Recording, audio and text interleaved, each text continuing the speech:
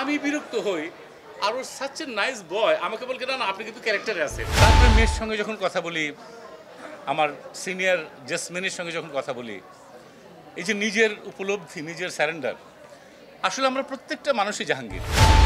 ওই তো বললাম তো, বাবা হোক, খালু হোক, চাচা হোক, সবার ভিতর জাহাঙ্গীর। তো জাহাঙ্গীরের ভুল হয়, জাহাঙ্গীরই ঠিক করতে পারবে।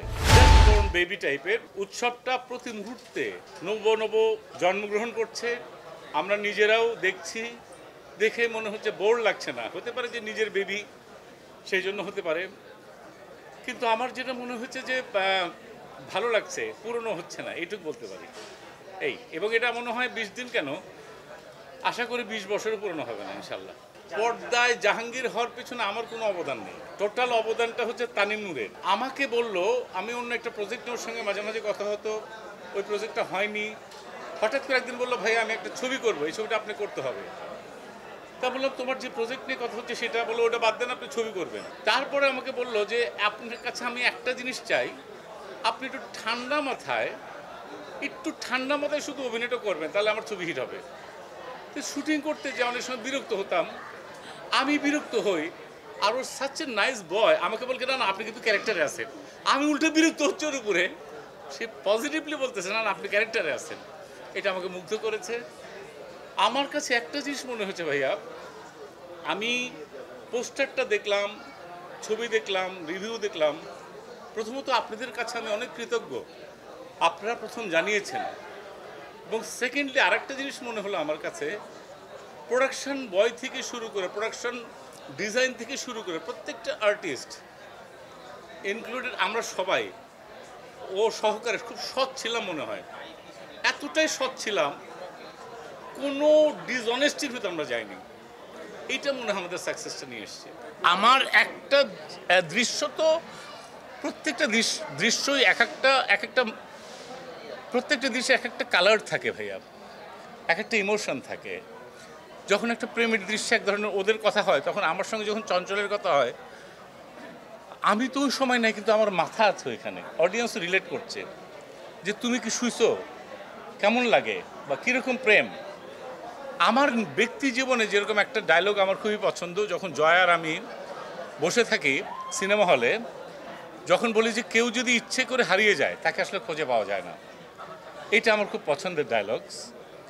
তারপরে মেয়ের সঙ্গে যখন কথা বলি, আমার সিনিয়র জেসমিনের সঙ্গে যখন কথা বলি, এই যে নিজের উপলব্ধি, নিজের স্যারেন্ডার, আসলে আমরা প্রত্যেকটা মানুষই জাহাঙ্গীর। আমাদের প্রত্যেকটা মানুষের ভিতরে হিরোইজম আছে, প্রত্যেকটা মানুষের ভিতরে ভিলেন আছে। কোনটা কখন উঠছে সেটা যদি আমরা পারমিটেশন কম্বিনেশন করে, এই ছবিটা প্রথম দিকে খাস্টা জাহাঙ্গীরকে কেউ দেখতেই পারে না। আমার বিশ্বাস পরের দিকে খাস্টা জাহাঙ্গীরের জন্য মায়া লাগে। কেন লাগে? সে রিয়েলাইজ করে। মৃত্যুর আগ পর্যন্ত আমাদের সেই রিয়েলাইজেশনের টাইমটা আছে। কখন মৃত্যু হয় আমরা জানি না। অ্যাজ এ হিউম্যান বিং হিসাবে অলমাইটি গড আমাদের একটা সুযোগ দিয়েছেন। এই যদি আমরা রিয়েলাইজ করতে পারি, আজকে যারা আমরা খাসটা, কালকে আমরা ভালো হয়ে যাবো, এটুকু বলতে পারি ভাই।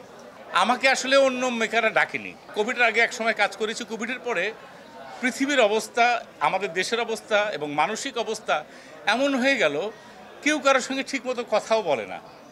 এই যে 1.5 বছরের একটা আবদ্ধতা, পারলে টেলিফোনেও কথা বলে না। ছোঁয়াচে রোগ এমন হয়ে গেল যে ভাবলো যে টেলিফোনে কথা বলে যে ঝামেলা হয়। মানুষকে সোসাইটির থেকে, সমাজ থেকে আমার কাছে মনে হয় বিচ্ছিন্ন করে দিয়েছিল।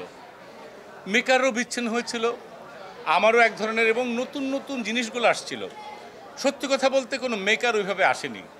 আমার জীবনের যে কেরিয়ার লাইফের যে অর্জন, বা যা, আমি তো যাই যে বলবো না যে আমাকে নাও, আমাকে নাও, আমাকে নাও, আমাকে নাও, এটা বলা শোভন না। এটা মেকারদের দায়িত্ব।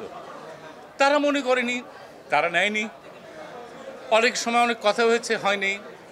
তো আমার কাছে অলমাইটি গড, আল্লাহ পাক, আল্লাহ সুবহানাহু ওয়া তাআলা আমাকে সুযোগ দিয়েছে। আমি সুযোগটা চেষ্টা করেছি এবং আল্লাহ পাক এটা কবুল করেছেন। আপনারা সবাই দেখেছেন, সেটা প্রমাণ হয়েছে যে ইনশাল্লাহ ফেল করি না। কতখানি ভালো পাস করি সেটা জানি না, কিন্তু ফেল করিনি সেটা বলতে পারি। আমার অ্যানালাইসিস, একজন অভিনেতা হিসেবে, এখানে আমরা বলছি 3টা ভূত। এটা আমার এক একটা ক্যারেক্টার এক এক ধরনের আমরা অ্যানালাইসিস করি। তো আমার যেটা মনে হচ্ছে, এটা আসলে আমাদের বিবেক, জাগ্রত বিবেক, এবং এটা হচ্ছে একটা অ্যাঞ্জেল। আমাদের মানসিক ভিতরে যে একটা দৈবিক অ্যাঞ্জেল মানে ফেরেশতাগত ব্যাপার, অ্যাঞ্জেলিক ব্যাপার থাকে। নতুন সেনোরা, গাইনোকোলজিক্যাল সোসাইটি দ্বারা স্বীকৃত নিরাপদ ও সুগন্ধিমুক্ত স্যানিটারি ন্যাপকিন সেনোরা। সেইটা আসলে হয় কি যে জীবনে কোনো কিছু ফেলনা না, জীবনের ডানা কাটাটাও ফেলনা না, আবার জীবনে আকাশটাও দরকার। কোনো কিছু ফেলনা হিসেবে নেওয়া যাবে না, প্রত্যেকটা মুহূর্ত খুব ইম্পর্টেন্ট। কোনোটাই যে বেশি ইম্পর্টেন্ট কোনোটা কম না, সব মিলেই এক। হাতের 5টা আঙুল, এই আঙুলে ব্যথা হলে কিন্তু আমরা খেতে পারবো না বা লিখতে পারবো না, এটা হলেও লিখতে পারবো না। যখন কষ্ট হয় তখন বুঝি, যখন থাকে তখন বুঝি না। তা আমরা চাই যে সবাই আমরা যারা আছি, পৃথিবী যেরকম আছে, সোসাইটি যেরকম আছে, সবাই একসঙ্গে ভালো মতো থাকি। আমরা যেন নষ্ট করে হারায় যেন না খুঁজি।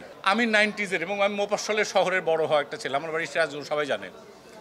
যখন কোনো ভাই বোনের খালাতো ফুফাতো যাই হোক বিয়ে হতো, গেট ধরার টাকা, ঈদের সময় টাকা, আমরা ছবি দেখতাম, সিনেমা হল দেখতাম।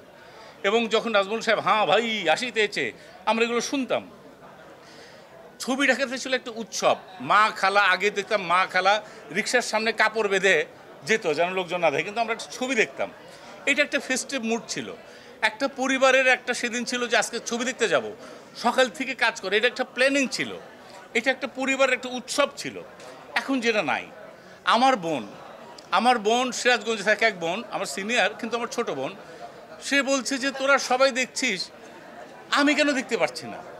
এটা আমার বোনের কষ্ট, আমার বোনের কষ্ট মানে আমার কষ্ট।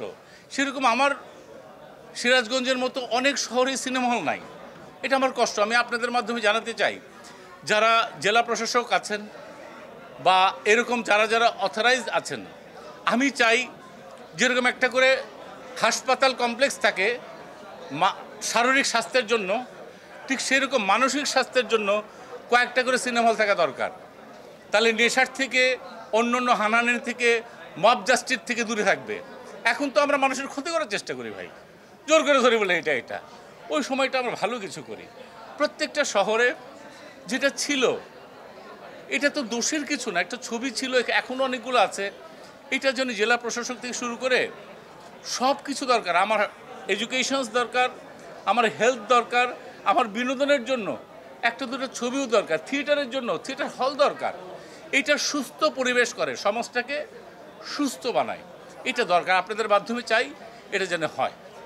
এটা আমার ছেলে কালকে বলছিল কোইন্সিডেন্টলি যে বাবা তুমি মনে করো যে 1 to 25 or 25 to 50 তুমি কোনটা চুজ করবে, সেম জিনিস। তা আমি হঠাৎ করে দেখলাম যে আমার ছেলেটা কেন জিজ্ঞেস করছে, ওর বয়স হলো 20। তখন আমি বললাম বাবা আমি 1 to 25 ভিতরে যাব, কারণ ওই সময়ের যে আকাঙ্ক্ষা, স্বপ্ন, শক্তি, যেটা তোমাকে মোল্ড করে অন্যভাবে নিয়ে যাবে, ওটা হচ্ছে টেক ওভারের একটা সময়।